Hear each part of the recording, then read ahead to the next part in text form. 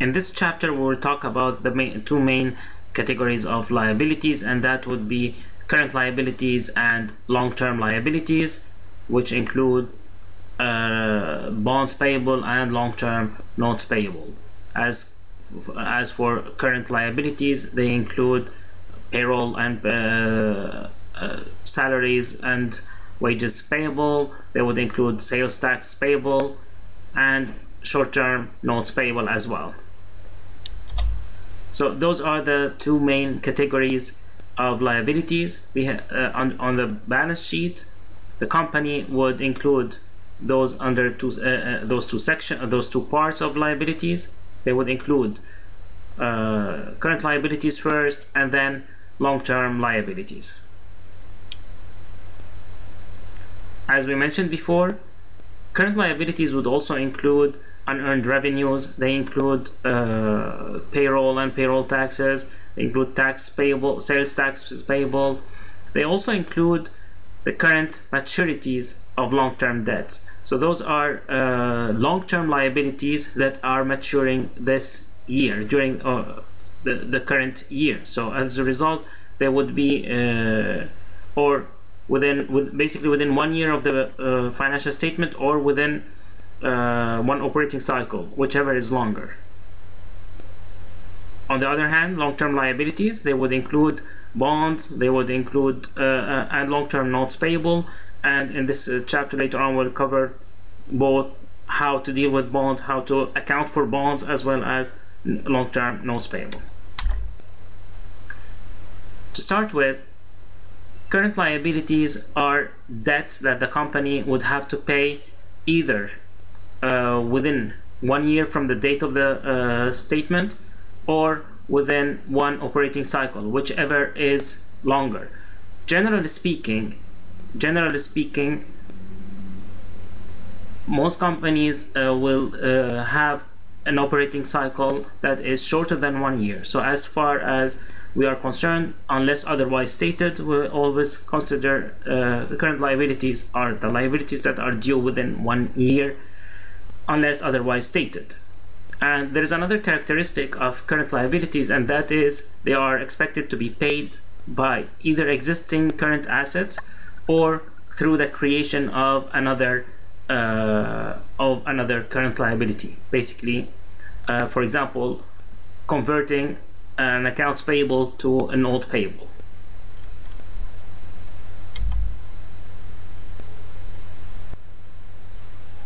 So in order for current liability to be classified as current, the debt must have the following must be expected to be paid out of existing current assets by creating other current liabilities within 2 years, or A and B. The answer is, of course, D, which includes A and B, because they have to be paid. They could be paid out of existing current assets, or by creating current liabilities, and they have to be paid within 1 year and not within 2 years. The first type that we will talk about today is notes payable. Now, the difference between notes payable and notes payable are basically, this is the other side of the story. This is the other side of notes receivable. So the company A's notes receivable will be company B's notes payable. And this is, like we mentioned in the previous chapter, notes payable are this is where the company would sign an official, a formal, basically, promise to pay a certain amount. This is has a formal proof of obligation. So it has this formal proof of obligation, and usually it also the person who is borrowing the money, person who is signing this note, promises to pay at maturity. They promise to pay the face value, that's the original borrowed amount, in addition to interest. So as a result, notes payable would incur or would lead to interest.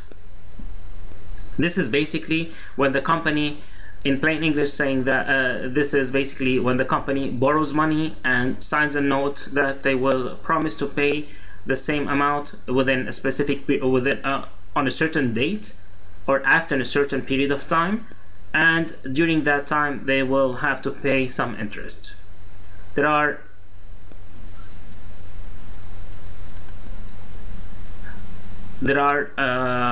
are usually companies would issue notes payable in order to raise money, in order to find some short-term financing if they need to, for example, raise cash quickly, and they are usually issued for different periods of time. So for example, it could be 4 months, it could be 6 months, etc.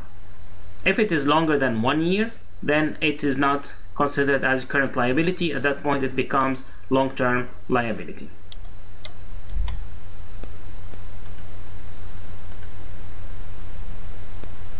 So for example, First National Bank agrees to lend $100,000 on September 1st, 2014 if Cole Williams Company signs $100,000 12% 4-month note maturing on January 1st. So in this case, the company who is borrowing the money is Cole Williams. So Cole Williams are borrowing the money. Cole Williams are borrowing the money, and they will be this for 4 months, and the interest that will be generated will be for 12%. Here the company is receiving $100,000 in cash from the bank, so the company will debit. This is preparing the entry for Cole Williams, not for the bank, for Cole Williams Company. So the company will receive cash 100,000, so it will debit cash 100,000, and it will credit notes payable 100,000. This is to record the issuance. This is to record the signing of this notes payable. This is when the company actually borrowed the money. Now, on December 31st, the company will not pay on that day. It is very important to note that notes payable, short-term note, current, when they are short-term notes payable, they are paid the full amount, basically, which consists of the face value plus interest. So face value plus interest are paid on January 1st. When we say maturing on January 1st, it means the face value plus interest will be paid on that day. As a result, at the end of December, the company will have to make an adjusting entry to recognize the interest that has accrued. In this case, the company we need to calculate the interest that has accrued. And how do we calculate interest? Interest is always the face value. So the interest, we always calculate it by multiplying face value multiplied by the interest rate multiplied by the time in years. So here it is 100,000 multiplied by 12% multiplied by 4/12, because it was signed September 1st, so it is September, October, November, and December, and as a result, interest will be 4,000. However, the company will not pay that amount on that day. We know now that interest expense will be 4,000, so the company will debit interest expense 4,000, but because the company will not pay it on December 31st, this is before maturity, which was on January 1st, As a result, the company will not pay it on that day. It will make an adjusting entry, and it will debit interest expense and will credit interest payable 4,000. This is through the creation of basically through the creation of a current liability. Now on January 1st, this is when the company actually will have to pay the full amount. So January 1st, this is maturity date. The company will have to pay the face value plus interest. In this case, the company will pay 100. So we know that the cash paid will be equal to 100,000. This is the face value plus 4,000. This is the interest.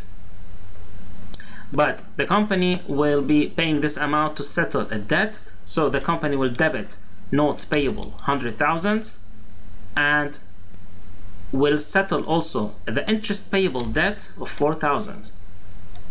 At the same time, it will credit cash 104,000. That the company will not debit interest expense because the interest expense has been recognized at the end of December. So it was on December 31st, the company recognized interest expense. Here it became a liability. So the company will be paying those two liabilities. Notes payable are always recorded at face value. Interest payable is because the company did not pay the interest expense at that time. Hana company borrows 82,600 on July 1st from the bank by signing a 82,600 10% 1-year note payable. We need to prepare the journal entry to record the proceeds of the note. So the company, when the company on July 1st, this is the day when the company signed the note. On that day, the company received cash because they borrowed cash, so they received 82,600 in cash. As a result, the company will debit cash 82,600. In return, they signed a note payable of 82,600, so the company will credit notes payable 82,600. We need to also prepare the journal entry to record the accrued interest at December 31st because it will not be paid on at the end of the year. So assuming that adjusting entries are made only at the end of the year. Here we need to calculate the interest. The interest amount in this case is calculated once again as face value multiplied by the interest rate multiplied by the number of months by the time in year, which is 6/12. As a result, the amount here will be equal to 4,130. This is the interest expense. So the company will debit interest expense 4,130 and will credit interest payable 4,130. As you can see here, when you are recording the signing of a note, the company will debit cash, credit notes payable for the face value, and when the company is creating an adjusting entry at the end of the year, we will debit interest expense and credit interest payable the amount, unless it was paid on December 31st. But if it is paid after December 31st, the company will debit interest expense, will credit interest payable the interest amount. An interest amount is always calculated by multiplying the face value by the interest rate and by the number of months divided by 12. Another type of current liabilities is sales tax payable. Those are the taxes that the company will collect when, for example, when we go to Walmart or Target. We will be paying in addition to the price of a certain product. The clerk, or like the employee at Walmart, will also ring up the sales tax. So they will add also the sales tax, which will be collected by the company. However, it will be sent later on to the tax agencies. So at this point, the company will be just collecting the sales taxes.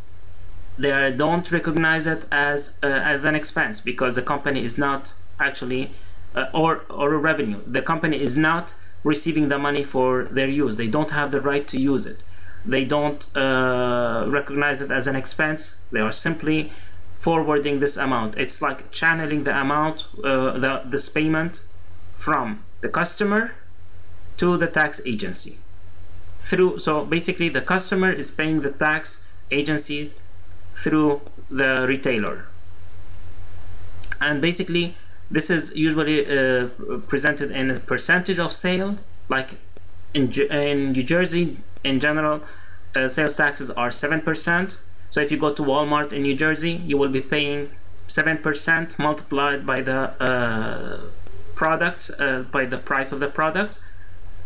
The companies, they would either bring it up separately or include it in the total of the receipts. And at the end of the month, usually the retailer will take all these taxes and will remit them, or would forward them to the tax agency.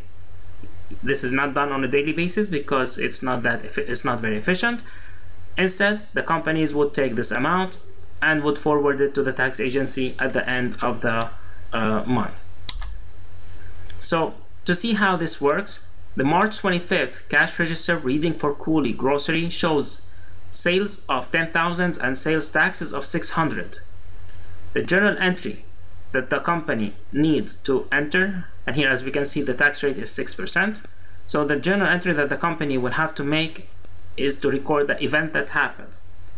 The event that happened is that the company received cash from customers for the value of 10,600. Although their sales revenue is only 10,000, this is the sales revenue, but they did also collect cash, so they have to record it. So the cash that they received was 10,600, which is made up of two parts. This is the sales revenue and tax. As a result, the company will debit cash 10,600, the company will credit sales revenue 10,000, and the company will also record a sales tax payable of 600. This is the amount that later on will be remitted to the tax agency. And when later on they send this money to the tax agency, the company will be paying cash to tax agency. So the company will credit cash 600 and debit sales tax payable 600. Here, as you can see, those two parts will more or less cancel each other. As a result, it is as if the company only received 10,000 in cash and recognized sales revenue 10,000. However, the 600 of sales taxes will be channeled through the company to the tax agency.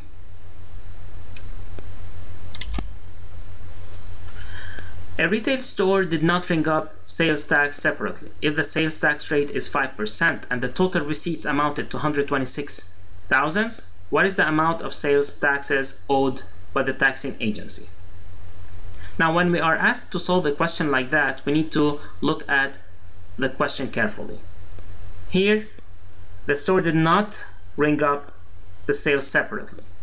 So this amount here is the total. So this is the total, which is equal to the sales plus, it will be equal to the sales plus sales tax. So in order to calculate the amount of the sales tax, a common mistake is people when they multiply this by 5%. This is not correct. The way to do it is that the total is equal to sales plus sales tax. Okay? So which is equal to sales plus 5% of sales. This is 5% multiplied by the sales, which is equal to sales plus 0.05 sales, and that would be equal to 1.05 multiplied by sales. So this is equal to 126,000, which is to mean sales is equal to 126,000 divided by 1.05, and that would be 120,000. This is sales. Okay, now in order to calculate the sales taxes, we can either multiply 120,000 by 5%, that would give us 6,000, or subtract 120,000 from 126,000. So it's either that or the difference between the total and the sales revenue, which is also equal to 6,000. Here, if you want to think about it differently, like in math or something, this one here, this part here, it's as if it's equal to, it's in the same way as if total is equal to x plus 5% of x, which is equal to x plus 0.05 x, it's equal to 1.05 x. So x is equal to the total divided by 1.05. This is the same way. Another kind of current liabilities are payroll and payroll taxes payable.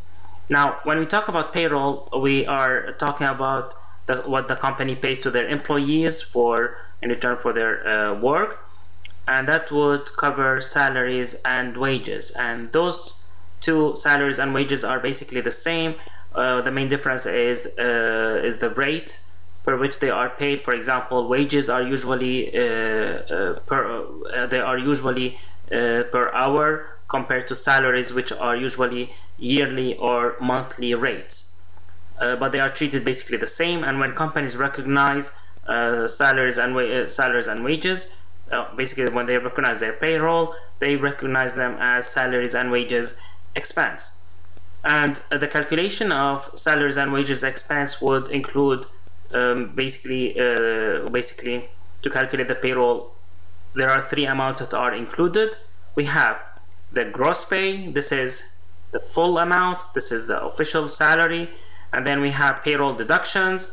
Those are the amounts that the company will withhold from paying to their employees, and then they will remit to the various tax agencies.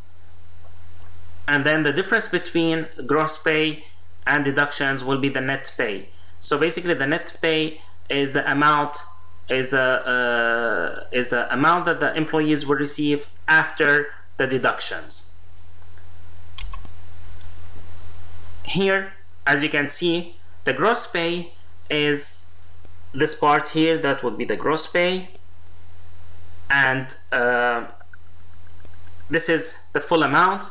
As you can see here, a part of it, this is a chunk that will go to the FICA as FICA taxes. You have also another chunk that will go to federal income tax. We have one that will go to state and city income taxes, etc. And whatever remains from after all these deductions will go to the employee, and that would be the net pay. This is the amount that will be actually on the paycheck itself. So let's see how the company would record this. Assume a corporation records its payroll for the week of March 7 as follows. So the company would recognize salaries and wages expense as the full amount. This is the full amount. This is the gross pay. And then the company will have deductions. Those are to be paid later on, to be remitted to various tax agencies, hence the word payable. Those are amounts that the company owes to various tax agencies. And we also have the net pay. This is the amount that the company now owes to its employees. This is the amount that will go on the paycheck itself. And on March 11, this is when the company actually makes the payment and sends out the check. The company will debit salaries and wages payable, the net pay, and will credit cash. The company basically, on this day, the company will actually pay its employees. So this is where the company is paying its employees the net pay, which is the amount that will go on the paycheck itself.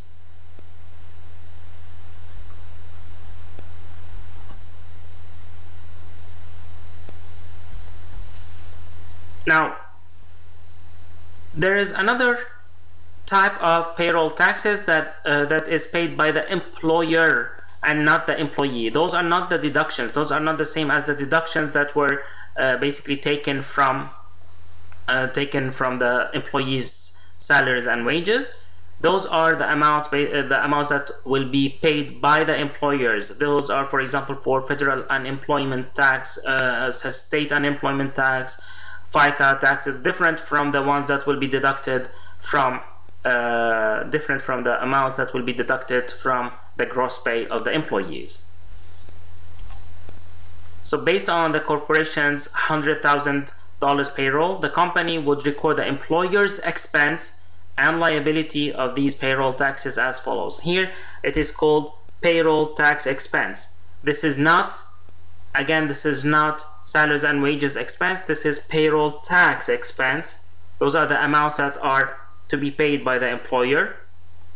And in this case, for example, the amount is $13,850. They will be distributed according to these amounts. And those, again, those are the amounts that the company company owes tax agencies. And because they and when they pay them, those liabilities will be debited to decrease them, and at that point the company will credit cash. In this course, you will not be asked to calculate those taxes, etc. Those are for more advanced courses. So, as a quick reminder, employer payroll taxes do not include federal unemployment taxes, state unemployment taxes, federal income taxes, or FICA taxes. Now, this is the only one that is not included because this is income tax, and usually it is deducted from this is part of the deductions, and it's not part of the employer's payroll taxes. So this amount will be taken from the gross pay of the employees, and not it will not be paid by the employer itself. Now, unearned revenues is a different kind of another kind of current liabilities, which we have covered before. To remind you of how this works, those are the amounts. This is when the company receives cash before they actually provide the service or deliver the goods. So they have received. So the company would have received cash before actually earning the money. So they did not earn those revenues yet. They did not provide the service. They did not deliver the goods. As a result, they don't have. They did not earn the revenues, but they have received cash. As a result, the company will debit cash and will credit.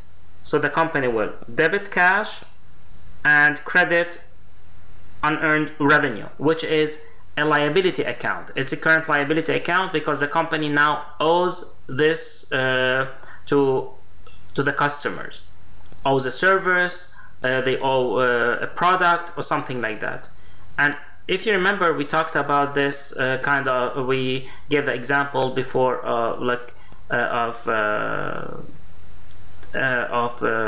sports tickets, for example, tickets for games, etc. Magazines, the company, for example, who would publish a magazine, if a customer purchases a subscription for a whole year, and it is made up of 12 and this is a 12 volume subscription, the company will have received cash for 12 volumes. However, it will not recognize this amount as revenue until it has actually delivered the 12 volumes. And every time the company delivers one volume, the company will earn that amount. So it will debit unearned revenue and it will credit revenue. At that time, no cash will be exchanged, but the company would have received, would have earned this money or part of the money depending on those amounts. So let's see an example which would explain it better. Assume that Superior University sells 10,000 season football tickets at $50 each for its 5-game home schedule. Now the university will make the following entry for the sale of the season tickets. The company still did not earn those this money because they did not play the games, but at the same time they have received the cash. So the company made the sale, will receive the cash. As a result, the company will debit cash 500,000. This is $50 multiplied by 10,000 season tickets. But because it is the company did not earn them, the company will not credit revenue. Instead, the company will credit unearned revenue. And this unearned revenue, in this case, it is because the company did, the university did not play those games until this at the point of point in time where the sale was made. As a result, they will credit unearned revenue, which is a liability. Now, as a school completes each of the 5 home games, every time after each game, the company will recognize the company would have earned the revenue of that game. So at this point, the company will debit unearned revenue 100,000. This is for one game. This is revenue from one game, and then it will credit ticket revenue 100,000. This is the amount that that the company has earned. At this point, the company's liability would have decreased because they have provided the service, or they have provided the good, which is in this case one game. So this amount will be done for after each game until the company has done the 5 games, and at that point the company would have earned the $500,000. So Pickett Company typically sells subscriptions on an annual basis. This is an example of a magazine, or based on a magazine that sells on a company that publishes magazines, and in this case it publishes 6 times a year. The magazine sells 60,000 subscriptions in January at $15 each. What is the journal entry that the company will make to record the sale of the subscription? At this point, the company has received cash 60,000 subscriptions multiplied by $15. So this is equal to $900,000. This is what the company will receive in cash. At the same time, the company did not earn any of this money. As a result, the company will record this as unearned subscription revenue. And as a result, the correct answer is B. The company will debit cash 900,000, will credit unearned subscription revenue 900,000.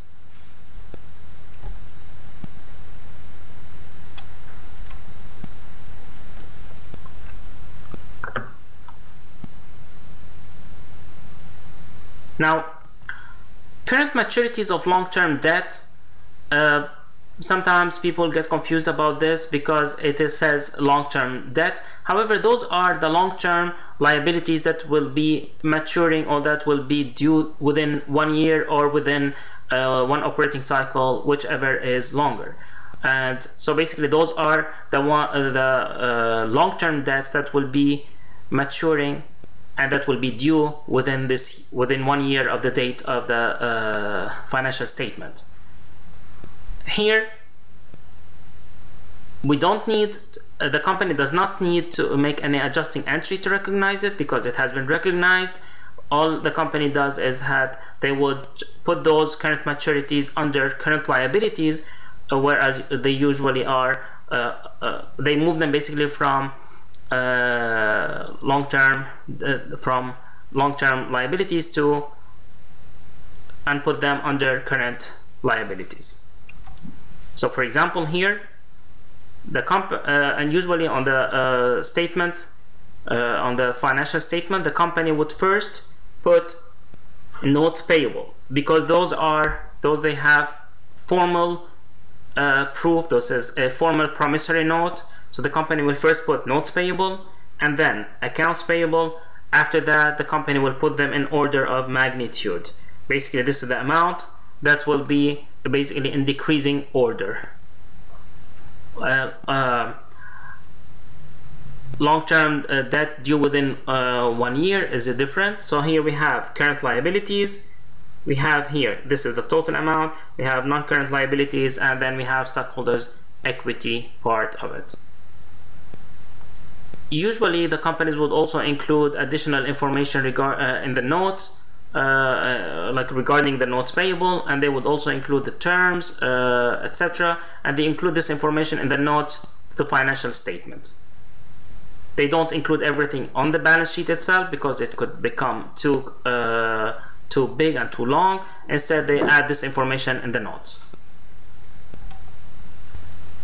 Once again, we need to calculate, or we need to analyze we need to analyze the information that the companies provide on their financial statements. And one important ratio that one important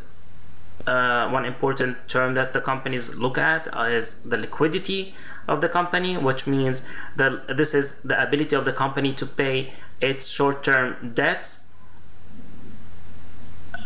And at this point, and one way to look at this is by looking at the working capital. So the working capital is the difference between all the current total current assets, basically between the current assets and current liabilities. And while this is useful to analyze the liquidity of the company, it is not as good for comparison when you are trying to compare companies of different sizes, because this gives you an absolute number. So a working capital of, for example, $10 million could be good for a small company, but a working capital of $10 million for a company like Apple or Google would not be good. Another term that would provide a relative number would be the current ratio, which is the current assets divided by current liabilities. And here what it says, it simply says that how many, it tells us, for example, the size of current assets compared to current liabilities, and it gives us how many times the company's current assets can actually pay the current liabilities of the company. In this case, for example, the current ratio is 1.44 to 1, which is to mean that current assets would cover 1.44 times the company's current liabilities. And usually the higher the current ratio, the better it is. Generally speaking, a 2-to-1 ratio is a good it means that the company has a good credit rating. When it becomes lower than that, usually certain companies that even with a current ratio that is lower than that, it still depends on, still could be considered as good, depending on if the company improves management of it has a good management of their current assets and current liabilities. And like we said, because current ratio provides us with a relative information, current ratio can be used to compare the liquidity of companies with different sizes. So in this case, for example, a company that has in this case this number here, instead of looking at the number in absolute value. We are looking at ratio. That would tell us at this point if you are comparing a company, let's say that if Google had 1.44 current ratio compared to a small companies with 2 to 1 current ratio. 2 to 1 current ratio would be better. The company with 2 to 1 current ratio would be a better, would have a better liquidity than a company with 1.44 to 1 current ratio.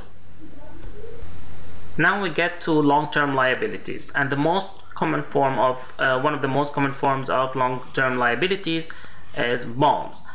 And bonds are a form of interest-bearing notes payable, and basically when the company issues bonds, they are borrowing money, and they make the promise to pay the full amount in addition to interest that is incurred because of this loan.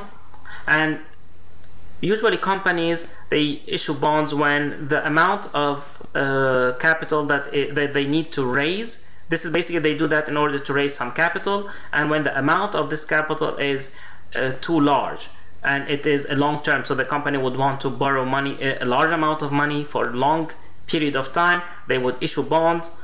And they have so companies, when they want to raise some capital, they have one of two ways. One of the two main ways of doing that, they would either issue bonds or they would issue stocks. Issuing bonds has several advantages over issuing common stock. This is called bond financing. This is when they when they raise capital by issuing bonds. The main advantages are that the control over the company will not change, because they are not they are not issuing new stocks, they are not having new investors, so the control over the company will not change. Bonds, they don't have any voting rights. The second one is that it is related to taxes. Interest that is paid will decrease the net income, and as a result, this income, this net income, which will be lower, it will be for less taxes. So this is mostly because the bond interest is tax deductible, not the main. This is the bond interest. So the interest is tax deductible. As a result, it will be deducted from the net income before paying taxes. And the third main advantage, and we'll see that in a second how this one works. The third one is basically that because we did not issue additional stocks, we have the same number of stocks that are outstanding. We have the same number of shares that are with shareholders. As a result, the earnings, net income that the company will make after paying all their taxes, etc., will be distributed on the same number of shares, and that would be basically the earnings of the company might be higher for every share. So earnings per share or EPS might be higher when financing using bonds. Now, one of the main disadvantages is that the company will have to pay back. This is a loan, so the company will have to pay back the full amount plus interest. So this is the disadvantage compared to issuing stocks for to finance or to raise capital. So this one here, this is an example of the difference between two plans. One of them is to issue stocks, the other one is to issue bonds. So let's say here, assuming that the income before interest and taxes was 1,500,000. So this is income before interest and before taxes. According to the company raises cash by issuing stock, the company will not pay any interest. So the net income, the income before taxes will be 1,500. Let's say here that income tax is 30%. That would be here, that would lead to income of 450,000. Net income in this case will be the difference between the two, so it's this one minus this one. It will be this amount here, and as a result the net income here is 1,050,000. Let's look until this part here. Let's look at the second option. The second option is where the company will be issuing bonds. In this case, the company has paid interest 400,000, so the taxable income is 1,100,000. Out of this, 330,000 will be in taxes, so the income before tax is, so the income here before tax, no, I'm sorry, this was the income before tax is 1,100,000. After deducting tax expense of 30%, we end up with the net income. So here the net income is lower, so lower net income. But this lower net income is divided by 100,000 shares compared to this higher net income, which is divided by 300,000 shares. So it's divided by 300,000 shares. So in this case, earnings per share would be 3.5 compared to 7.7. In this case, in this specific example, issuing bonds would lead to a higher earnings per share than issuing stocks. Remember, when you issue stocks, you have more investors because you basically you have here more outstanding shares instead of 100,000 shares. In this example, the company has issued 200,000 shares to raise the same amount. So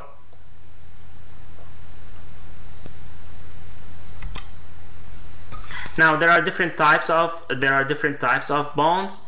You have secured versus unsecured bonds. Secured bonds are bonds where the company has some kind of an asset, some kind of assets, or that the issuer of the bond, this is the company that is borrowing money, they would pledge as collateral. So for example, the company might have a mortgage. They would have this as a collateral in case they defaulted on the payment. Unsecured bonds, also known as debenture bonds, this is when the company issues bonds against their own credit. If the company has a good reputation, they might be able to issue bonds and sell them strictly based on their reputation.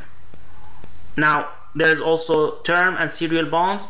Term bonds, they would mature all at once at a specific period of time. So this is when the whole amount will be paid at specific date in the future. Compared to serial bonds, this is where the payment is done in installments. Again, those depends on the terms of the bonds. We have also registered and bearer bonds. Registered bonds are registered to a specific person or company, so you have the name of the owner, it's registered on the bond. Bearer bonds, sometimes also they are called coupon bonds. Those are bonds that where they are not registered to any specific owner. They are basically whoever has them will be able to basically to sell them or to use them. There's also convertible and callable bonds. Convertible bonds have the option of being converted to common stock, which is sometimes depending on the bond owner, if they want to convert it to from bond to common stock, which is sometimes it is very appealing to investors or to people, to lenders. Because they can become partners rather than they can become shareholders rather than just being holding those bonds, and this is mostly when the stock price is favorable to their to the bond owner. Callable bonds are bonds where the company who issued them, this is the company who is borrowing the money, the company who is issuing those bonds has the right to retire them before they are actually before maturity. So this is before they have matured, the company has the right to retire them, and basically it's, they will have to buy, they have the right to buy them back prior to maturity. So this is basically the same thing. We have here secured bonds versus unsecured bonds, where you have no assets as collateral. Here, for example, you have a building or you have some kind of an asset. You have convertible bonds. We have also callable bonds. Now, how does a company issue bonds? The way the bond issuing procedure, the way the bond issuing happens follows this procedure. First, the state would have to grant the corporations the right to issue bonds, and then the board of directors and the stockholders, they have to approve of issuing bonds. Remember that the company is borrowing money, and as a result, it is incurring probably a certain sum of money as interest, and as a result, both the board of directors and shareholders will have to approve issuing those bonds. Once this has been approved, the board of directors will decide on the number of bonds to be issued and the terms of bonds, basically. So the number of bonds that will be authorized, the face value, as well as the contractual interest rate. This is the interest rate that will be paid to the lenders. And later on, the company will issue a certain number of bonds. Most of the time, this number of issued bonds is lower than the authorized number of bonds. The reason is that board of directors and this would take into consideration future needs of the company's management, of the companies basically. As a result, they will authorize a higher number of bonds to be. They will authorize a higher number of bonds that would take into consideration future needs as well. And this information regarding the bond and the contract rate, etc., is all found in a legal document that is called bond indenture. This is not the bond certificate itself. The paper certificate, which we will see in a few minutes, this one usually indicates the number of basically it indicates the face value and the contractual interest rate, but the bond contract is the actual amount that would include various information. The paper certificate is usually done for a face value of $1,000, and usually what it says, this is basically a promise to pay the full amount after on maturity date. Basically, this is on a specific date in the future, as well as interest amounts that are usually paid periodically. Most of the time it is semi-annually, which is to mean it's every 6 months, and usually this is stated and this is according to the interest rate, the contractual interest rate, which is stated on the certificate itself. And those and this is usually done when the company, like we said before, this is usually done when the company requires a large amount of money. And the amount of money at that point, because the capital is too large to be borrowed from a single lender, the companies would issue bonds, and at this point they will be able to raise cash or to raise capital from all the people who will be buying those bonds. This is how the bond certificate looks like. So in this case, this is the bond certificate, not the bond indenture, not the contract. This is the bond certificate. It would indicate, for example, the issuer of the bond here. It has the name. If it was registered, it would have the name of the person here. It would be, if it is registered to someone, it will show the name of that person. This is the interest rate here. Those are numbers. So it also mentions the maturity date. This is the due May 1st, 2017. This is the signature of the company, of the chairman of the board who authorized the bond issuing. And usually it says also here the face value of the bond. This is here, it's the face value of the bond.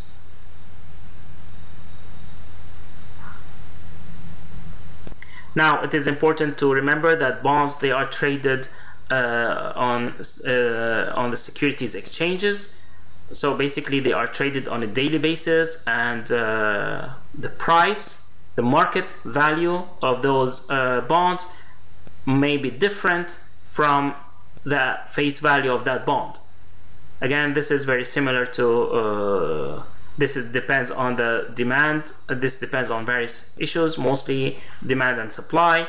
It also depends on the interest rate, the contractual interest rate, compared to the market interest rate. And usually this information is published on a daily basis to show the trading activity of these bonds. Like for example here, the way it is read here is that Boeing, this is the company. So Boeing, they have outstanding 5.125% of the bonds. The face value is $1,000. Maturity date is 2014. It is February 15, 2014. The yield is 5.747% of the return yield. And on this day, the volume that was traded is 33,965,000 bonds were traded on that day. The closing price was 96.595. This means it is 96.595% of the face value, which is to mean here it is $965.95. So although the face value is $1,000, the market value of that bond was actually lower. It was $965.95 on that specific, at the closing time of that specific day. Now, the market value of the bonds, this is the price at which the bond will be traded on the securities exchanges market. So which, like we mentioned before, might be different from the face value, will depend on several factors. The main three factors that will affect the market value of the bond are the amount of money that the company will the amount of money to be received. This is how much will be received. The other one depends on the maturity date. This is basically how long it is until it will take until maturity date. For example, a bond that will mature in 10 years will be different. The value of that bond will be different from a bond where it will mature next year. So here it depends on maturity date. So this is length of time until the amounts are received. This is depending on the maturity date. And finally, it also depends on the market interest rate compared to the contractual interest rate. So the contractual interest rate is the interest that is on the that this bond will be paying. On the other hand, the market interest rate, this is the rate, this is the interest rate of the bonds that are being paid by similar bonds in the market. So basically this is the rate that investors are asking for in order to lend the company this money.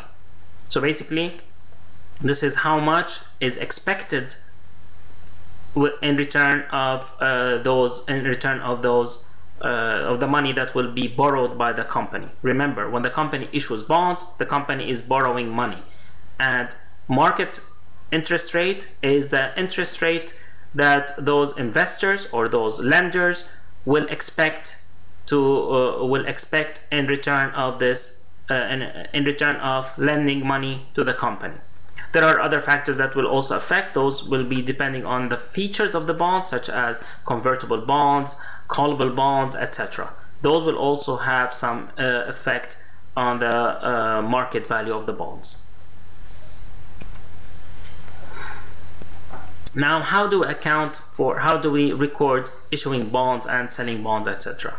So when the company is dealing with bonds, the company will record transactions when the company issues the bonds, or retires or redeems the bonds, or when the bondholders convert them to common stock.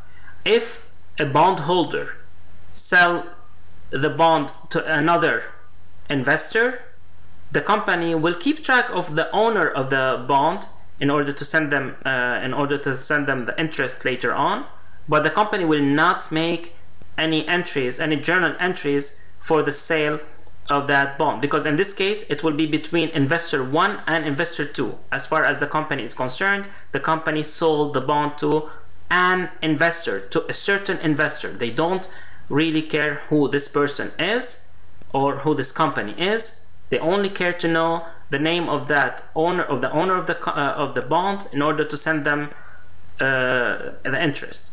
But what will actually be recorded, the company will record the sale of a bond. This is when the company issues the bond, or when the company buys it back. This is when the company retires the bond.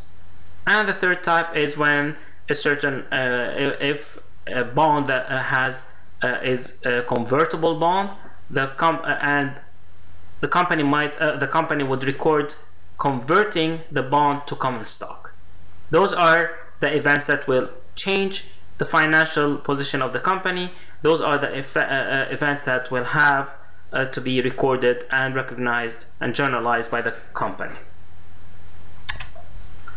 Now, the companies might issue bonds either at par, at a discount, or at premium.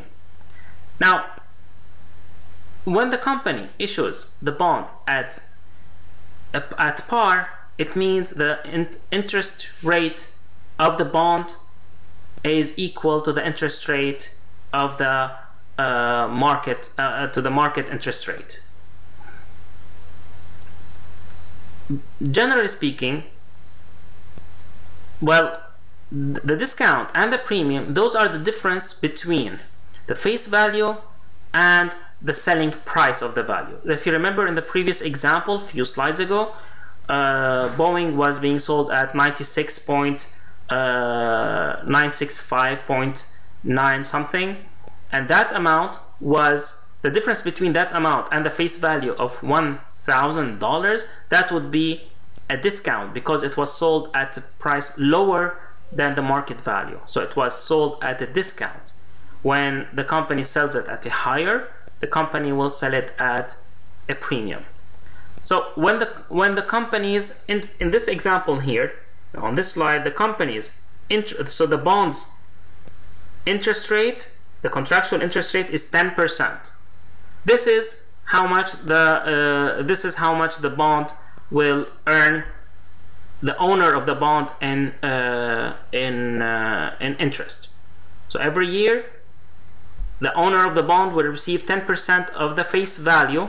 So this is 10% of face value every year.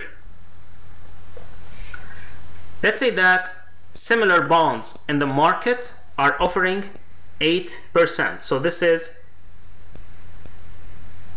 from similar bonds in the market. They are offering 8%. As a result, the company will be selling the bond. So this bond here will be sold at a premium. So the company will be selling its bond at premium because it is providing more higher interest than the market. Think about it this way. The company, if company A, in this case company A, has a bond of 10%. Company B has a bond of 8%. Which one would you be more interested in investing? You would be interested in investing in this one, right? So at this point, the company will say that, okay, my bond is better than any other one in the is better than the markets in general. As a result, I will sell you mine. I will give you 10%. However, instead of selling this bond at face value at $1,000 or face value, so this one is face value, the company might say that instead of paying it as face value, I will sell it at a premium. I want for this one, instead the company might ask, for example, for $1,050. So this extra $50, this one is a premium. So the company here knows that its bond is better than the markets, than the other bonds in the market. As a result, they would ask for a premium to sell it, and this is why they say that the bond was sold at premium. When the company issues the bond at 10% and the market interest rate is 10%, it will be the same, so the company will be selling it at face value. When the company issues the bond at 10% and the market value is 12%, the company will issue it at a discount. This one here is the other way around. In this case, what happens is that the company knows that its bond is basically worse than other bonds in the market. And because they don't want to, their interest rate cannot, it is a contractual interest rate. It was decided when the bond was issued, so they cannot change it. So the interest rate is lower. So the bond yields lower interest than the market. As a result, the company, to motivate, they will sell it. The company will sell it at a discount. At discount, basically to encourage lenders or investors to buy it. So what the company is doing, basically, they are, in order to motivate investors and lenders to buy this bond, the company will offer them the bond at a discounted price. This is the same example that we had with the Boeing earlier. Let's see how this works. On January 1st, 2014, Candlestick Corporation issues $100,000 5-year 10% bond at 100, and when we say at 100, it means at 100% of face value. The entry to record the sale is here. This is the entry to record the sale. So when the company made the sale, the company issued $100,000 worth of bonds. When the company issues them, basically the company is selling them. So the company will receive cash $100,000. So the company will debit cash $100,000 and will credit bonds payable $100,000. Remember, this is a long-term liability. Now, on January 1st, this is the same one. Now we assume that the interest is payable semi-annually. So the company will pay interest on January 1st and July 1st. We need to prepare the journal entry to record the payment interest on July 1st. So on July 1st, the company will pay interest. Now, how do we calculate interest? Like we did before, interest is always the interest rate multiplied by the face value multiplied by the time in years. So here it is 10% of 100,000 multiplied by, it is semi-annually, which is to mean 6/12, and this will be equal to $5,000. This is the semi-annual interest payment, and this is an interest expense, so the company will recognize this expense by debiting interest expense $5,000 and crediting cash $5,000. Now we need to prepare the payment to record the accrual of interest on December 31st. Remember that it is paid on January 1st. So on December 31st, it's not paid. So interest expense should be recognized, but won't be paid. As a result, again, it's the same thing, it will be $5,000. As a result, the company will recognize interest expense, so they will debit interest expense $5,000, but the company in this case, it will recognize the accrued interest by debiting interest payable, by crediting interest payable. In this case, this is the amount that the company will have to pay when on January 1st, but the company on December 31st will have to recognize this expense. They are not going to pay it, so they will simply credit it to interest payable. So far, this is issuing bonds at face value, because here it was issued at 100, which is to mean at 100%. Now, when the company issues the bonds at a discount, the sales price will be lower than the face value. So here, on January 1st, 2014, Candlestick Inc. sells $100,000 5-year 10% bonds for $92,639, which is to me it's 92.639% of face value. Interest payable again is July 1st and January 1st. The entry to record the issuance, once again, when you say that to record the issuance, it means to record the sale of the bond. The company, remember, it is important to remember something. Whenever the company issues bonds, the company will be receiving cash in return for bonds payable. The amount of cash received will be for the selling price. So the company will debit cash $92,639. This is based on the selling price. The company will, at this point, the company will also need to debit the discount between the difference. So the company will also credit, let's do this, the company will also credit bonds payable always at face value. So bonds payable is credited at face value. This one here, this amount here is the difference between the two. Because the selling price is lower than the face value, this will be a debit to discount on bonds payable.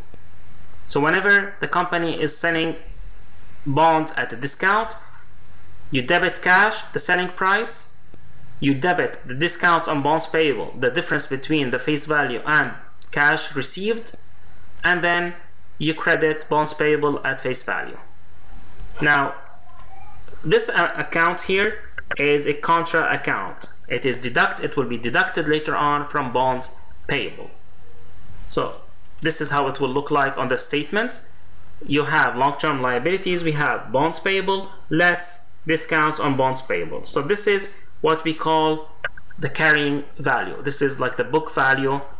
This is the value of the bonds according to the company's books. It's called carrying value. So, and that would be, the carrying value is the difference between the bonds payable and the discount. So it's bonds payable minus discount on bonds payable.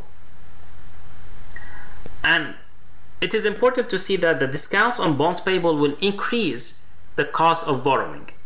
Why? Let's see how this works. The thing is that the company is paying this, is basically accepting less money than the face value. So the company is accepting this discount up front. The company is getting $92,639, but when on maturity date, the company will be paying the face value of $100,000. This is why the cost to borrow the money has increased. And let's do this one by one to see how this is calculated. So here there are two ways of calculating this. Let's do the first one first. The company will be making payments. So the company will be making payments, interest. Those are the amounts that the company will be borrowing the money will cost the company.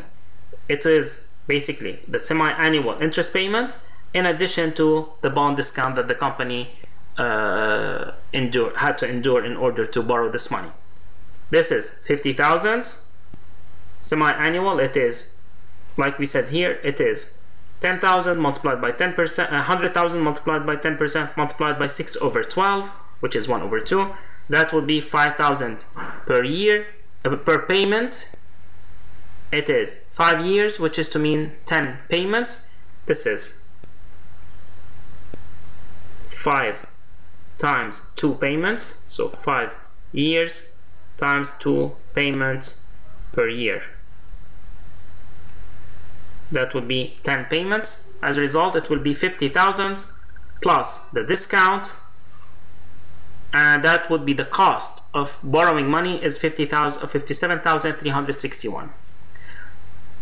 Another way of thinking about it is by looking at how much the company will have to pay on maturity and how much the company actually got cash. The difference between the two will be the cost of borrowing. So the company on maturity date, so the principal at maturity, it will be the face value. This is the interest amount. It's calculated in the same way. This is the cash that the company will be eventually paying to the bondholder. This is whatever the company will pay until the day of until maturity.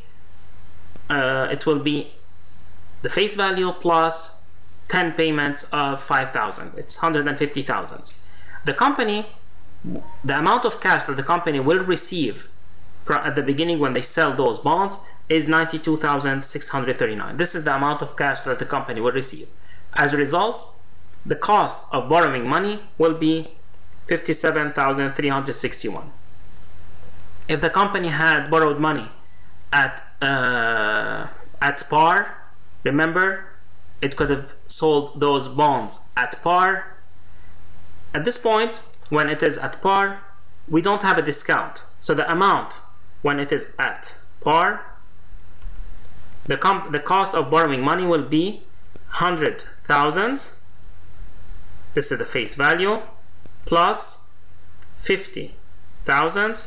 This is the interest. This is the amount of money that the company will pay. The cash received will be $100,000. As a result, at that point, the company's cost of borrowing will be the interest will be 50,000, and that would be the interest paid. This would be the difference between would be the cost of borrowing $100,000 at par. So this is at par here, not to be confused with the ones below which are at discount. Again, as a quick reminder, how do we calculate working capital?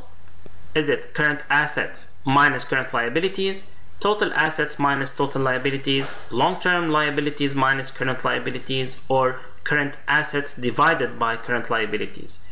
And the answer is current assets minus current liabilities. The last one, which is current assets divided by current liabilities, this is the ratio.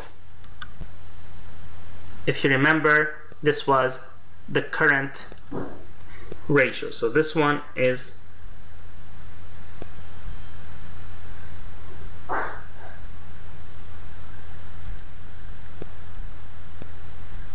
current ratio.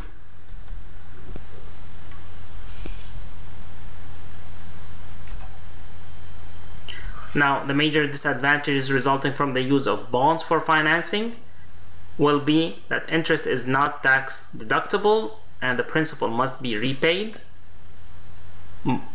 that the principal is tax deductible and interest must be paid, that neither interest nor principal is tax deductible, that interest must be paid and the principal must be repaid? Well, the answer is D, because interest is tax deductible, principal is not tax deductible, so this was not correct, this is not correct. That neither interest nor tax or neither interest nor principal is tax deductible, that's incorrect. Interest, the main advantage is that the company will have to pay back the money that it borrowed. This would be the principal, in addition to the interest that will be incurred, basically semi-annual or something like that. Now, discount on bonds payable, it has a credit balance, is a contra account, is added to bonds payable on the balance sheet, it increases over the term of the bond. The answer is B, it is a contra account, and it is as a result it has a debit balance and it will be deducted from bonds payable and not added to bonds payable. Companies can also sell bonds at or issue bonds at premium, and this is when the selling price of the bond is higher than the face value. So in this example, on January 1st, 2014, Candlestick Inc. sells $100,000 5-year 10% bonds for $108,111. The selling price here is greater than the face value. Interest is payable on July 1st and January 1st. The entry to record the issuance is, remember, when the company to record the issuance, it means this is when the company is this is when we record the sale of the bond. In this case, the company will receive, we need to remember that we need to debit cash, the selling price. So cash will be debited 108,111. This is the selling price. The company will credit bonds payable 100,000. This is at face value. So remember, you always debit cash, the selling price, credit bonds payable, the face value, whenever you are recording issuing. The difference between the two will either be a premium or a discount. In this case, the difference of 8,111 will be credited to premium on bond payable. This is basically the difference between the two,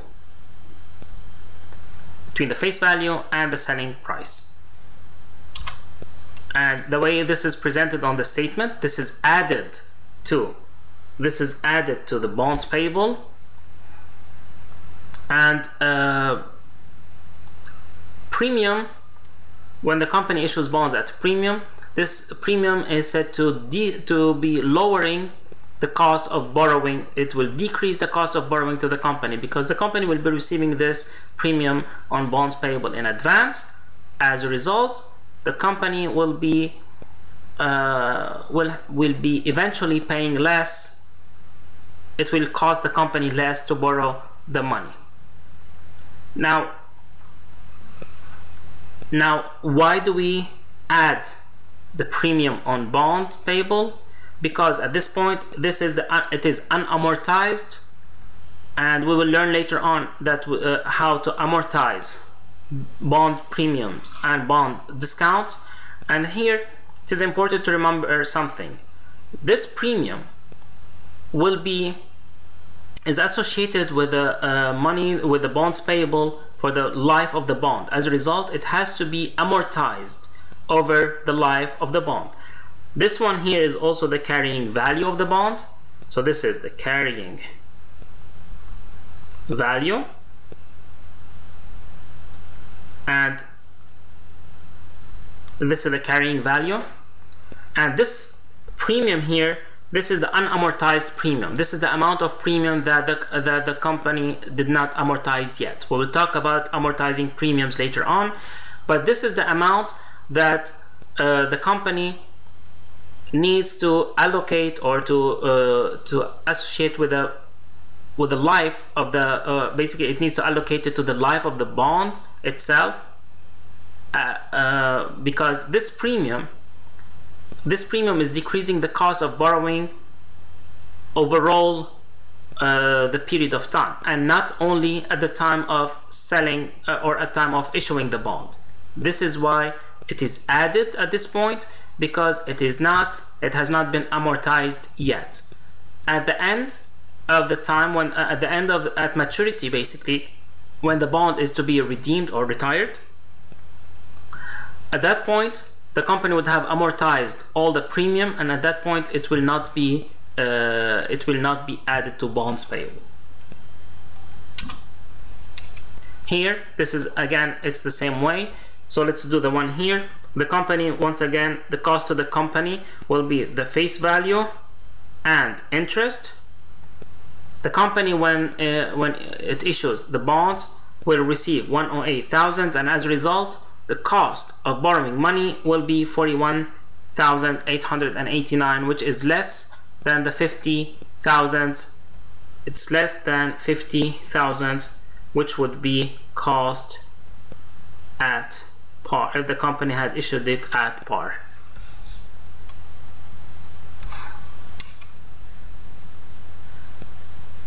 So Carson Inc. issues 10-year bonds with a maturity value of 200,000. If the bonds are issued at a premium, this indicates that the contractual interest rate exceeds the market interest rate. The market interest rate exceeds the contractual interest rate. The contractual interest rate and the market interest rate are the same. There is no relationship between the two rates. And the answer is A. When the company issues the bonds at a premium, it means that the bond's interest rate, which is the contractual interest rate, is greater than the market interest rate. If the market interest rate is greater than the contractual interest rate, the company will be selling bonds at a discount. This is, if you remember from this one here, when the contractual interest rate, this is when the contractual interest rate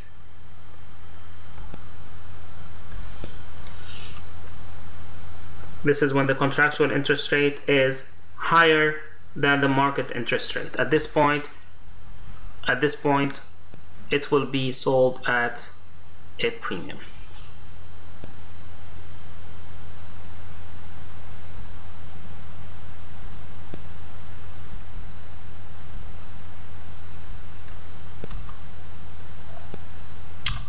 Now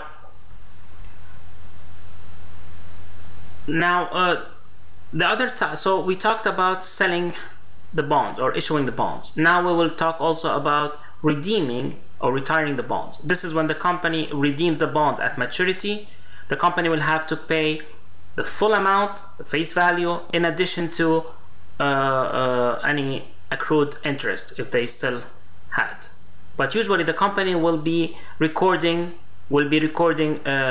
interest payment separately from redeeming the bond, from actually paying back the bond's face value or the principal.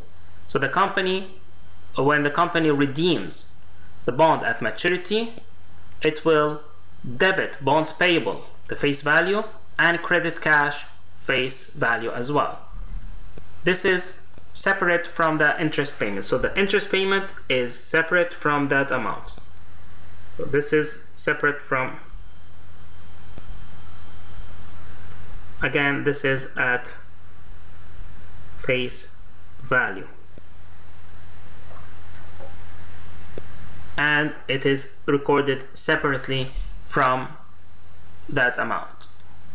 This is different from notes payable that we studied before, or notes receivable, when the company would have to pay the full amount plus interest. That was for short-term notes payable and notes receivable.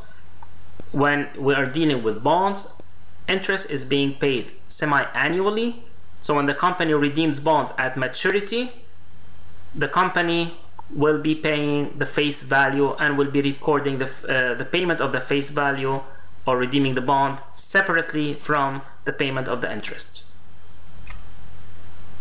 When the company redeems the bond before maturity, in this case, the company will have to first eliminate the carrying value of the bond This is basically the carrying value is the difference between the face value and any unamortized premium or discount. The company will also record the paid cash because the company will pay cash, and the company at the end will either recognize a gain or a loss on redemption, depending on whether they sold it at a price that is higher than carrying value or lower than the carrying value. So the carrying value, this is the difference between the face value and any unamortized bond discount or bond premium.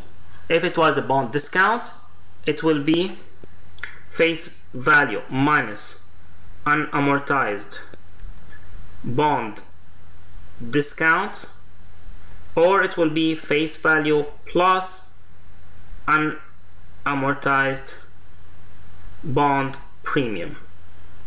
This is what the carrying value is. So let's see how it is recorded. Assume Candles Inc. Has sold its bonds, 100 bonds, at a premium. So here the bonds were sold at a premium. At the end of the 8th period, Candlestick retires these bonds at 103 after paying the semi-annual interest. So as like we mentioned, interest payments are done separately. In this case, they have been paid before they were retired at 103. So the company is selling them at 103. The carrying value of the bonds at the redemption date is 101,623. This is the carrying value. Candlestick makes the following entry to record the redemption at the end of the 8th interest period. Remember, we don't include interest because it has been paid in advance. First, we need to record, this is again the company is paying in cash for bonds payable. So bonds payable will be debited at face value. It's always at face value. We always record them at face value. Now, what about the carrying value? Because the company had sold it originally at premium, we will also debit premium. So we will also debit premium, the same, basically the difference between the carrying value and the amount. Now the company has paid in cash 103. So the company here has paid in cash 103,000.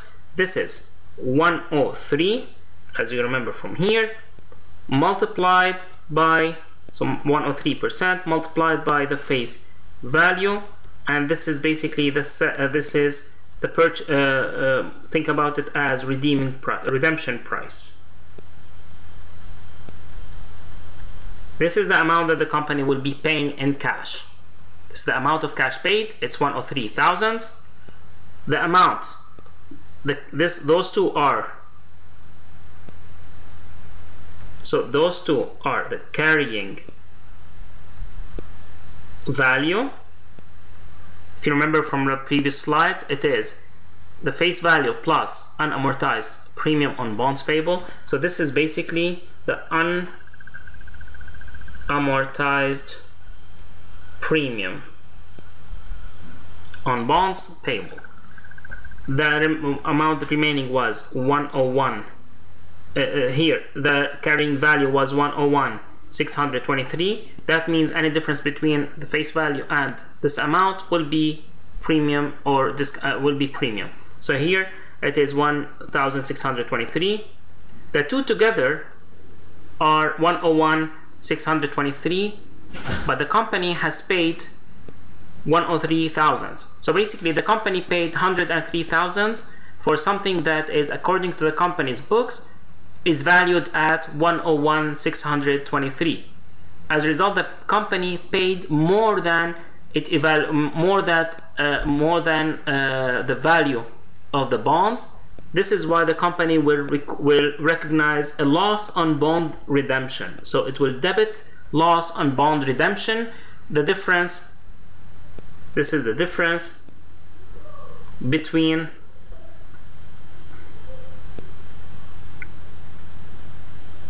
paid cash and carrying value.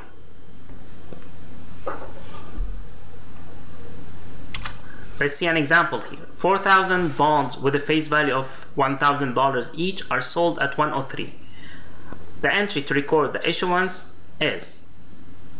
Now, whenever we have a question like that, we need to think about the amount, or whether it was sold at a premium or at a discount, and the amount of cash that will be received. The company has issued bonds, so they are selling bonds at 103, which is to mean because it is greater than 100, it would be a premium. We know that it is a premium. Here the company will receive cash will be equal to 103. Basically it will be equal to 103% multiplied by $1,000 multiplied by the 4,000 bonds. It was 4,000 bonds, and that amount will be 4,120,000. Out of this, the company will debit cash 4,120,000, will credit bonds payable always the same at face value, and the difference between the two will be a premium. So the correct answer is A. So remember, this is at face value, this is at selling price, and this one is the difference. Now, we could have also answered it by process of elimination. We know that bonds payable are never they are always at face value, so this one is incorrect. This one is also incorrect. And plus here we have total total credits are different from total debits, so this one is definitely wrong. This one is wrong. We know that the company sold the bonds at a price greater than the face value, so it is not a discount, it is a premium. This is why this is another way of solving this question. This is another example of recording a redemption of bonds. So Lahey Corporation retires its 800,000 face value bonds at 105 on January 1st following the payment of annual interest. The carrying value of the bonds at the redemption date is 829,960. So the entry to record the redemption will include one of the following answers. Whenever we have a question like that, the best way to answer it again is to write the actual journal entry. So in this case, the company is redeeming or it's retiring their bonds. So it means they are basically buying it back. The face value is 800,000, but they are retiring it at 105. So the price that the company will be paying, the cash that the company will be paying, will be 105 multiplied by 800,000. So we know that cash will be credited 840,000, which is equal to, so cash paid will be equal to 105 multiplied by 800,000, and that would be 840,000. So the company is paying 840,000. The company will also debit bonds payable face value 800,000. The company will also need to eliminate any unamortized discount or premium. In this case, it was originally purchased at a premium. Remember here that the carrying value is greater. So the carrying value is greater than face value, which is to mean it was sold at a premium. So the difference between this amount, so carrying value minus face value, will be equal to the premium, to the unamortized premium. In this case, it is 29,960. So the company will also debit premium 29,960. This is 29,960. And the difference between those two are again the carrying value. So the difference between the difference between the carrying value and the cash that was paid by the company will be either a loss or a gain. In this case, because the company paid more than it values those bonds, the company will debit loss on bonds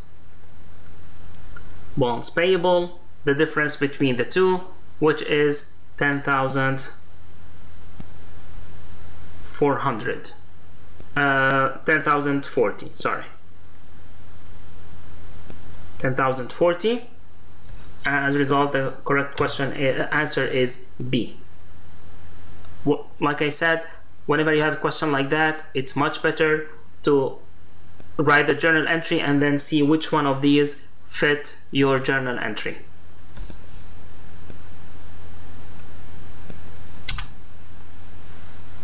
So, like we mentioned before, there are certain bonds that have the option of being converted to common stock. Those are convertible bonds.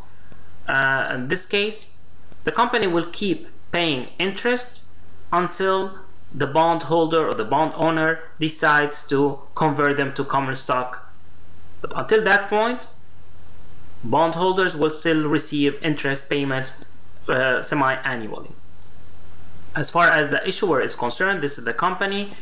The company usually can put a higher price on such bonds. Those bonds are appealing to investors and lenders. So those bonds, they usually sell at a higher price, and they also pay lower interest because of this. Because they are convertible, they are usually sold at higher prices, although they pay a lower rate of interest. But they are attractive they are attractive to many investors. So for the company, it is sometimes it's a good option to have this, and for the on the other hand, for the investors also, it could also be appealing because they can convert it into stocks whenever the stock price is favorable to them. Once the company converts them, the company will transfer the carrying value. Basically, the carrying value will be transferred to paid-in capital. We will talk more about paid-in capital in the next chapter. The company will not recognize a loss or a gain.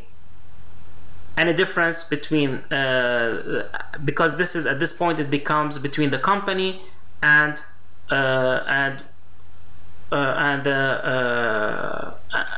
the stockholder at that point.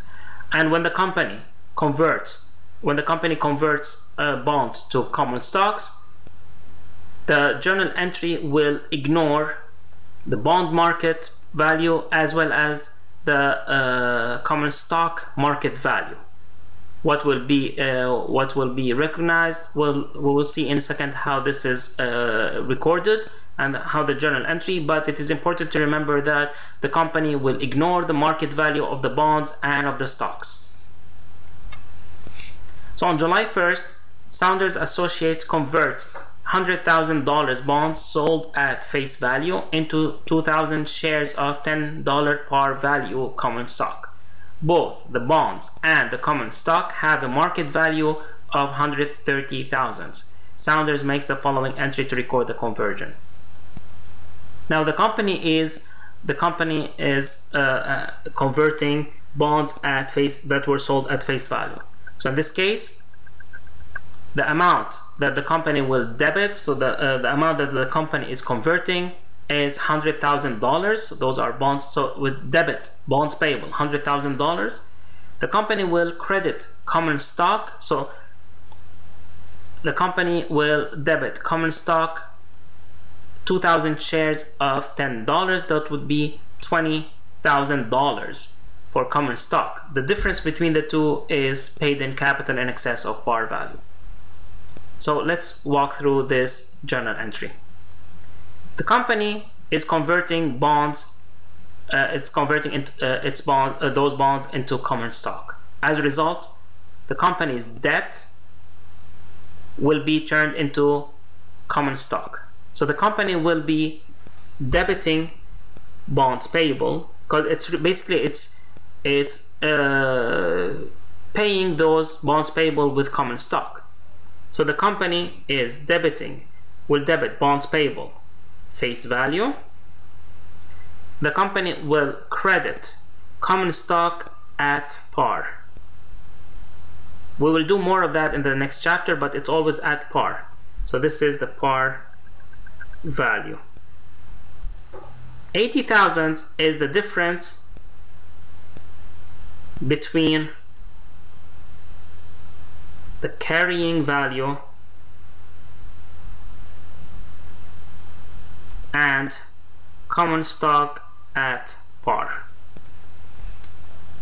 You always, whenever the company is converting bonds to common stock, you will debit bonds payable, you will credit common stock at par, and the difference is credited to paid in capital in excess of par value. Let's see an example of how this happens. Colson Inc. converts 600,000 of bonds sold at face value into 10,000 shares of common stock, par value $1. Both the bonds and the stock have a market value of 760,000. What amount should be credited to paid in capital in excess of par as a result of the conversion? Once again, whenever we have something like that, it is best to write a journal entry. So the company is converting 600,000 of bonds payable. So bonds payable. So the company will debit bonds payable, will be debited 600,000. The company will credit common stock $10,000, and this is basically it's 10,000 shares multiplied by $1 par value. The difference between the two will be credited to paid in capital in excess of par. That would be 590,000. So the correct answer is C. It is important to note here that we completely ignored the stock value and the stock market value and the bond market value. Now, you might ask, for example, why would anyone convert bonds payable who are worth 600,000 into common stocks for the value of $10,000? Now remember that this is a par value. This is par value. This is not the market stock value. So although the market value, although the stock value, although the par value of the common stock is $1, it is actually $76 sold at $76 in the stock market. So par value of common stock is equal to $1. Is equal to basically $1, whereas the market value of the common stock is equal to $76, and this is basically 760,000 divided by 10,000. This is 760,000 divided by 10,000. So the actual value of the stock in the market is $76, although the common stock, the par value of common stock is $1. We will talk about this more in chapter 11. And however, this is why someone would be converting $600,000 worth of bonds into $10,000 common stock. However, in reality, they are worth more than that. They are in the market, they are worth more than that. This is why convertible bonds are appealing to investors as well.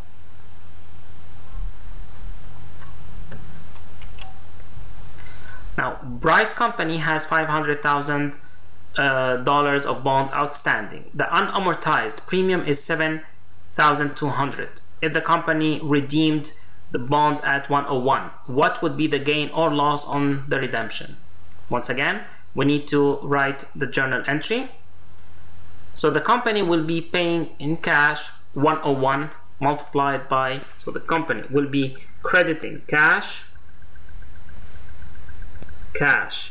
paid will be equal to 101% multiplied by 500,000, which is 505,000. So the company will credit cash 505,000. The company will debit bonds payable as usual, face value 500,000, and the company will also debit premium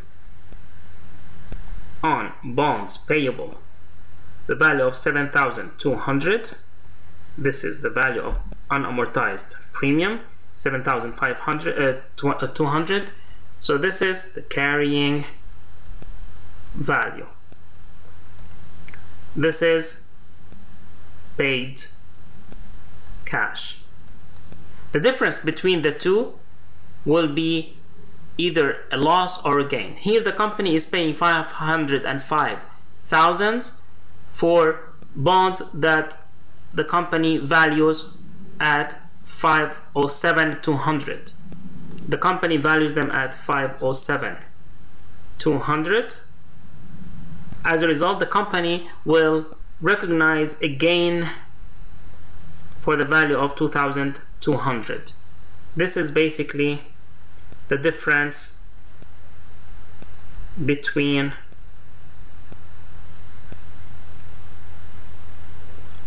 this is basically carrying value minus cash paid. As a result, the company will be recording a 2,200 gain. Another type of long-term liability is long-term notes payable. Well, this is very similar to notes payable that we have covered before. However, this is for extended periods of time. Many of them, they would have, for example, a certain asset as a collateral. For example, like they can be secured by an asset such as mortgages, and usually most of the time the terms of the loan would require the borrower to pay a certain installment, basically let's say a monthly installment or something like that. So every installment would be part interest and part principal. That is the original amount that was borrowed from using that notes payable. Here the reason here is that it will be the interest will be paid because it is for a long period of time. The lender, the creditor, maybe basically in order to secure that they will receive the money, they would require the borrower to pay in installments. And here basically what they will be paying, like I said, part of the principal or the original loan and part of the interest. This is to reduce the principal and to start and at the same time pay interest. And initially when the company signs a notes payable, they would record it at face value, and then later on it will they will record the mortgage notes payable at face value. Now let's see how the payments would change. So Porter Technology Inc. issues a $500,000 12% 20-year mortgage note on December 31st, 2014. The terms provide for semi-annual installment payments of $33,231. They do not include real estate taxes and insurance. The installment payment schedule for the first 2 years is as follows. And like I said, in this example, it is semi-annual. This is very similar to, this is the same as when someone buys a house and they pay mortgages on a monthly basis. This is basically the same concept, and each monthly payment, the person who buys the house, who is the borrower, will be paying part of the principal, which is the actual price of the house, in addition to a certain amount that will be the interest expense. That will be the interest expense that it will be paid. So here the installment is to be $33,231. This one does not change. It will always be the same amount. However, the composition of this amount will change. Basically, this amount is two-part. Will be a certain interest amount plus reduction and principal. So once again, you need to prepare a table like that if you are to answer the questions. The company has issued a $500,000. So initially the company will record it at face value, and then later on we need to calculate the interest. The interest here is 12%. So the interest expense is this amount here is 12% multiplied by 500,000 multiplied by 6/12, because it was semi-annual, and this amount would be equal to 30,000. So it is actually 12% multiplied by the balance in the principal. So this will be 30,000. The installment is 33,231. This one minus this one will be equal to the reduction. This is the reduction in principal. Now the principal balance will be the original balance. This one minus this one will be equal to 496,769. For the second payment, the amount will always be the same. This amount will always be the same. What will change is the interest expense. Now the interest will be multiplied by this. It will be 12% multiplied by 496,769 multiplied by 6/12, and that would be 29,806. Again, this one, so the cash payment, this is the installment, minus the interest expense will be the new reduction in principal. So the reduction of principal is 3,425, and once again we have this one minus this one will give us 493,344. Once again, this is the amount that will be multiplied by 12% multiplied by 6/12. So this one is multiplied by this amount, and that would give us the new interest expense, etc., etc. And this is how we continue to record the differences between this is how we continue to record the interest expense and the reduction of principal. As you can see, with each payment, the amount, the cash payment is always the same. However, with each payment, the interest part of it will decrease. The principal part of it will increase, and this is why if you buy a house, it is always you will always basically lose more if you sell it like say after a short period of time after you buy it, because at that point you would be mostly paying the interest expense and your principal would not have decreased significantly. But with time, the reduction of principal will keep increasing, to the point where at the end of the payments of installments you would have paid all the principal. So Porter Technology Inc. issues the 500, etc. This is the same, but here we need to record the installments to make the journal entries for the first 2 years. To record, first we need to record the signing of the note. This is when this is the signing of the note. The company would have received cash. The company has received cash 500,000.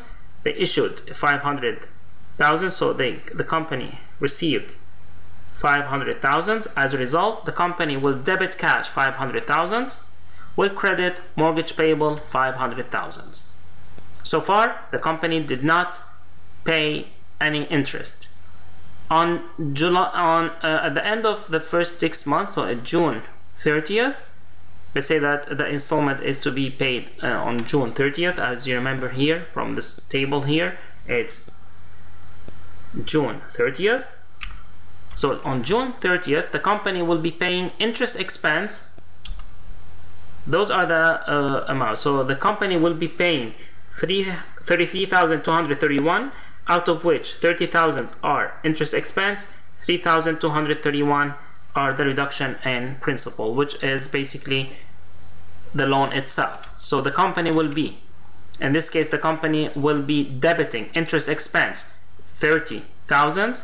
The company will also debit mortgage payable 3,231 and will credit cash 33,231. So this is the installment payment. This is each installment. This is the payment.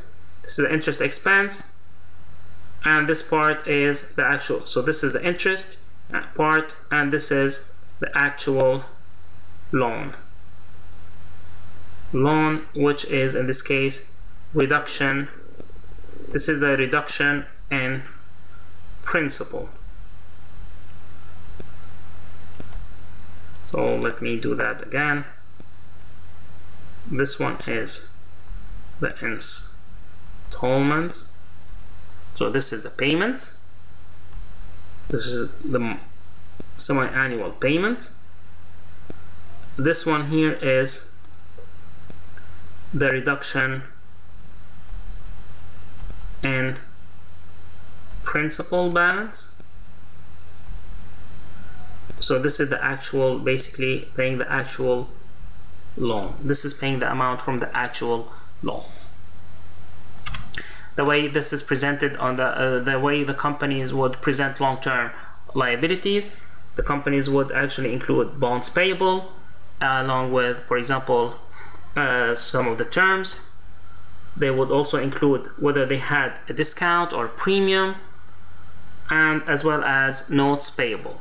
In many cases, the companies would keep detailed information in the notes rather than putting everything on the balance sheet. They would put the detailed information as a schedule in the notes of the company.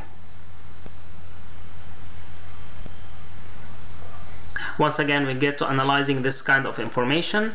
There are two main ratios that creditors and investors, they look at when they analyze the ability of the company to meet its obligations, basically the ability of the company to pay its debts, and those are debt to total assets ratio and the times interest earned ratio. So basically the first one would tell us if the ability, basically it tells us the ability of the company to meet its obligations and to pay its debts as well. And the second one tells us the ability of the company to pay the interest that it has to pay. And this is important mostly for people who are lending the company money, because they want to know whether they are going to get their interest paid or not, and eventually whether they are going to get their loan back. So if it was basically the face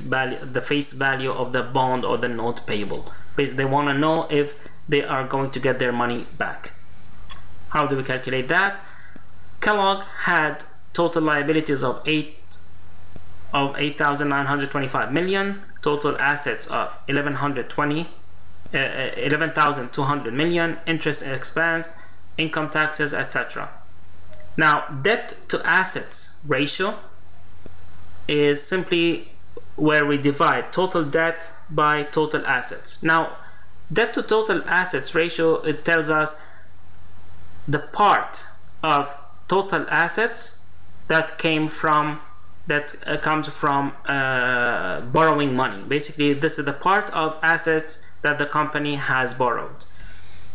Here, for example, the total debt is total liabilities 8,925 divided by total assets, and that would tell us that the company, basically 79.7% of the company's assets, they come from debts. And the higher the ratio, the worse it is, or the higher the risk for the company not to be able, for the company that the company would default on those payments. So basically, the higher this ratio, the debt to total assets ratio, the greater the risk that the company will not be able to pay back their debts.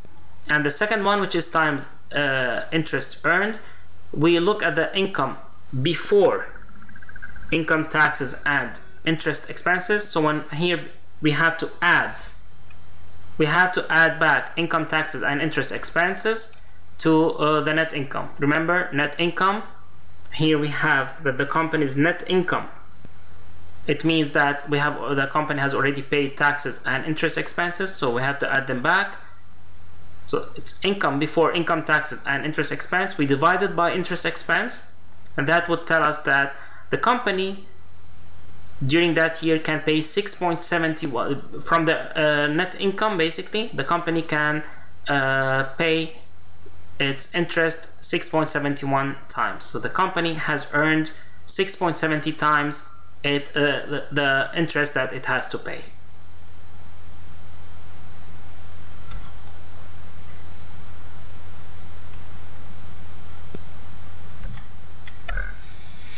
Now we get to amortizing bonds discounts and bonds premium.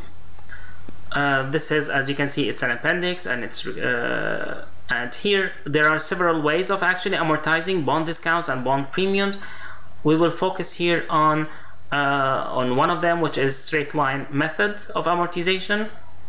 And similar to like before, like when we did with a straight line method of depreciation, we will divide this bond discount by the number of interest period. This is basically the number of payments. Let's say that, like we said, it was a 5-year bond, and it was interest was paid semi-annually. It will be paid 10 times, so that would be 10. So this is basically the number of interest payments that would give us the bond discount amortization. So, for example, Candlestick Inc. sold 100,000. This is the same example that we had before. Here we're using the straight line method. Okay, we have the interest that the company will be paying is always the same. This is always the same. This is the contractual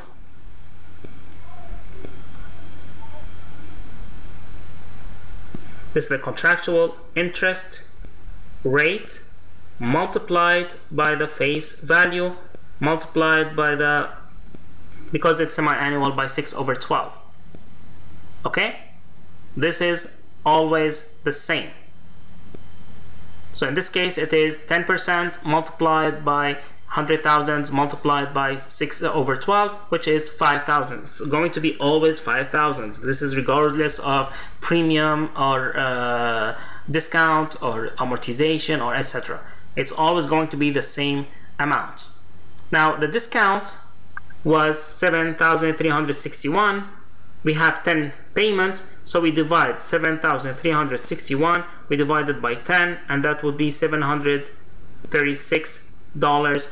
That would be the discount amortization every time. So this is the discount amortization. This is how we calculated it. if you remember, we said that discount amortization will increase the cost of borrowing money. So we add this one,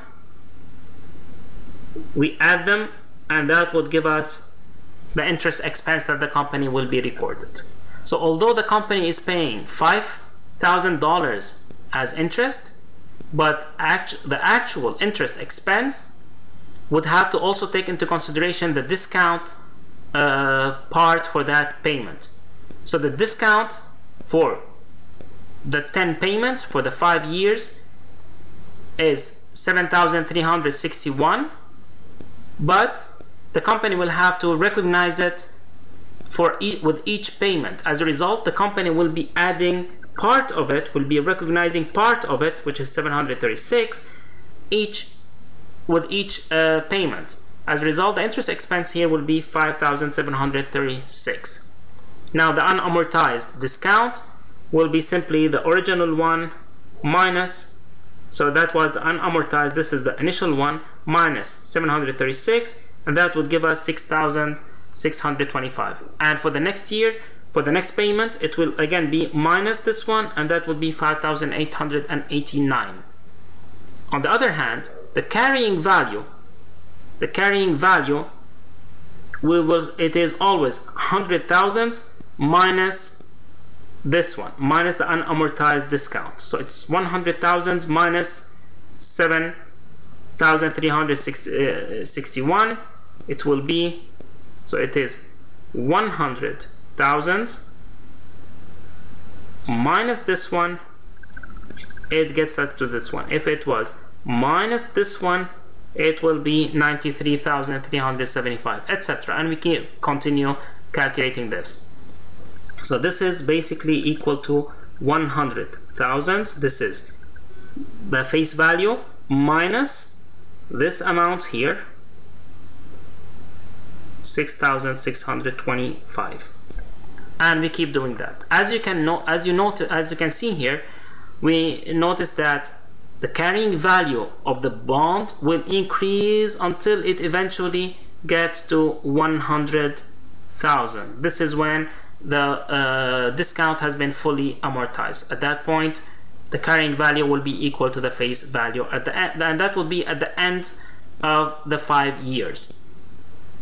On the other hand, the unamortized discount will be going down until it gets to 0. Once it gets to 0, it will be equal, we would have amortized all the discount and would have recognized all this discount and would have included it in the interest expenses. So Candlestick Inc. sold $100,000 5-year 10% bonds on January 1st, 2014 for $92,000, etc. The bond discount amortization for each period is $736. The journal entry on July 1st to record the interest payment and amortization of discount will be as follows. So this is the first payment.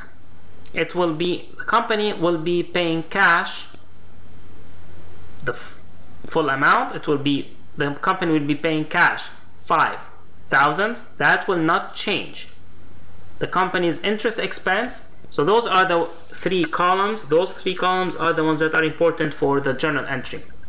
This is the interest expense, and the 2 components of the interest expense will be interest paid. This is the actual amount that was paid, as well as the discount amortization.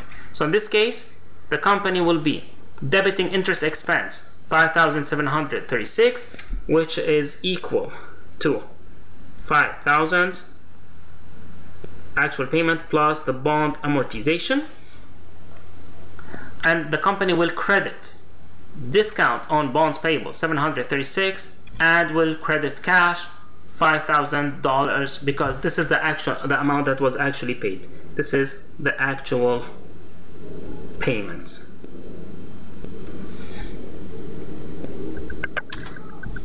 When we talk about amortizing bonds premium, now this is the same concept but the other way around. Here the premium will be decreasing the cost of borrowing. As a result, it will be subtracted. So it will be this one minus this one, it will give us the interest expense. Remember, regardless of whether the company sold the bond at premium, at par, or at a discount, the payment itself will always be the same. This is again the same thing. It is 100,000 multiplied by 10% multiplied by 6/12. It does not depend on those whether it was sold at premium, etc. It is at face value. Now the premium, this premium here, again the straight line method, we will divide it by 10 payments. That would give us 811, and this will be the same because it's the straight line method. It's going to be the same with every payment. So as a result, once again here, the interest expense is going to be once again the same for every time, for every payment. What will be changing will be the unamortized premium and the carrying value. Here the carrying value is 100,000. We add to it the unamortized premium. Remember, because this one will decrease the value. This one is added to the carrying value. The carrying value is the face value plus the discount plus the premium. Once again, originally the company would record it, and would record unamortized premium before they start recognizing it and amortizing it, and this one will be minus the amortization. That would give us the first payment, and then we have this one minus amortization. It would give us the second amount of the unamortized premium. The carrying value will always be 100,000 plus this one. It will be this one. Second one, it will be plus 7,300. It will be 107,300, etc. It's always going to be the same. And as you can see here, the carrying value of the bond will keep decreasing until it eventually gets to 100. This is when the premium has been fully amortized, and here also it will keep going down until it is fully amortized. Once it is fully amortized, it will be